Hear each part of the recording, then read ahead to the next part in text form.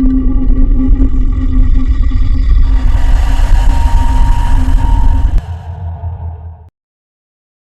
was a Monday afternoon, one of those slow, uneventful days where all I could think about was getting home. I was wrapping up my last class when the intercom buzzed to life. "This is a lockdown. Secure your doors immediately." The principal's voice was shaky, almost trembling. Before I could react, I heard it, a series of muffled pops echoing in the distance. Gunshots. My chest tightened as adrenaline kicked in. I stood frozen for a second, but the panic on my students' faces snapped me out of it. "Get under your desks." "Now," I said, trying to sound calm, though my voice cracked slightly. I locked the door, closed the blinds, and stood behind the small window in the middle of the door. It wasn't much, a narrow, rectangular pane of glass, but it was all I could use to watch the hallway. I crouched low, trying to shield the window with my body. The classroom fell silent except for the faint sound of breathing. My own heartbeat thudded in my ears, making the silence feel heavier. Seconds stretched into minutes, and just when I thought the hallway was empty, I noticed movement. A boy, no older than 7 or 8, was walking down the corridor. He wore a blue hoodie that was slightly too big for him, the hood draped over his head. Following behind him was a little girl, maybe his age, with twin ponytails, clutching a stuffed animal. They weren't running or hiding. They were just walking.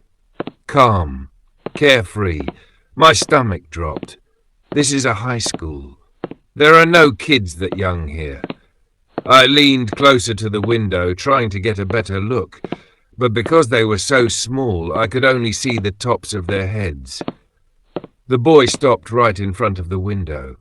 The girl stood just behind him, clutching her stuffed animal tightly. I couldn't see their faces, but I felt it, this unnerving sensation, like they were looking at me. Or maybe looking through me. The boy's head tilted slightly, and though I couldn't see his expression, I knew. He was smiling. His voice was quiet, muffled through the glass, but I could hear him clearly enough. "Let us in," he said. I froze. His tone was calm, too calm. Behind him, the little girl started to hum.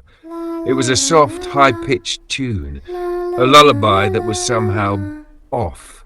The notes didn't feel right, and the sound echoed down the empty hallway in a way that made my skin crawl. "No," I whispered to myself, barely audible. I didn't dare move. The boy knocked on the glass, the sound unnervingly gentle. "It's dangerous out here," he said. "You don't want to leave us out here, do you?" The girl giggled, a sound so sharp and piercing it made me flinch. She took a small step forward, her humming turning into soft whispers I couldn't understand, and then they were gone. Just like that, the hallway was empty. The intercom buzzed again. "The building has been secured. Remain in lockdown until further notice." When the police cleared the building later, I told a few other teachers about what I'd seen. To my surprise, some of them admitted they'd seen the children too, but no one could explain it. The next morning, I turned on the news. The headline read, "Federal investigation into cartel involves missing children."